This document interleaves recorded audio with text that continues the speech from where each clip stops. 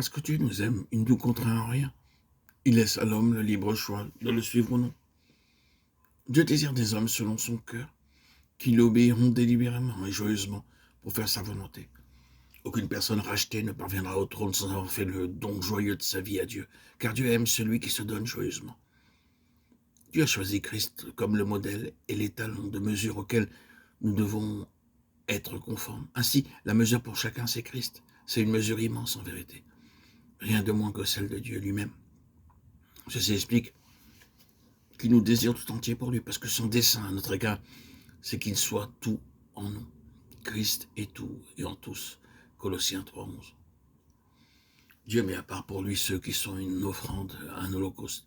C'est ce que nous voyons en Lévitique chapitre 8. Les sacrificateurs n'étaient consacrés que sur la base de l'holocauste. Il en est de même de nous. Entendre la voix de Dieu, servir le Dieu vivant, la marche par l'esprit dans sa dépendance, tout cela est subordonné à l'entière consécration. Qu'est-ce que l'entière consécration? C'est se donner entièrement sans partage à Christ, comme Christ s'est donné entièrement et sans partage à Dieu. Si n'en est pas ainsi, nous resterons toujours en dehors du dessein de Dieu. Parce que la vie de Christ ne peut travailler en nous avec la nôtre. C'est nous qui délibérément devons mettre notre vie propre de côté et asseoir Christ et son trône dans notre cœur. Ce choix nous appartient. Mourir à soi-même est impossible si de tout cœur nous n'avons pas fait ce choix. Voyez ce que dit notre Seigneur concernant l'entière consécration. Et je me sanctifie moi-même pour eux, afin qu'eux aussi soient sanctifiés par la vérité. Jean 17:19. Qu'advint-il des Lévites? Ils furent donnés à Aaron, le souverain sacrificateur. Tu donneras les Lévites à Aaron et à ses fils. Nombre 3:9. Aaron est un type de Christ, notre souverain sacrificateur céleste. De même, en nous consacrant entièrement, nous devenons sa propriété, sa possession, son héritage.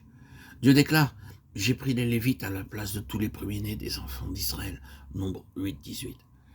J'ai donné les Lévites entièrement à Aaron et à ses fils du milieu des enfants d'Israël, pour qu'ils fassent le service des enfants d'Israël dans la tente d'assignation. Nombre 8:19. Les premiers-nés nous parlent des prémices et de la vigueur spirituelle de ceux qui se donnent entièrement à lui. Dieu désire que tout son peuple, tous ses rachetés, soient comme des prémices, c'est-à-dire ceux qui atteignent la maturité avant les autres. Mais en raison de leur désobéissance, beaucoup de croyants négligent la grandeur de leur salut, ont une maturité retardée et sont en voie de perdre leur héritage. Pour cette raison, Dieu aujourd'hui adresse encore à son peuple que nous sommes son appel à venir à lui, pour nous consacrer entièrement afin d'être mis à part pour Christ et incorporés pour bâtir avec lui sa maison spirituelle. Aussi, ce que Dieu n'avait pu réaliser avec tout Israël, il le réalisera avec les Lévites.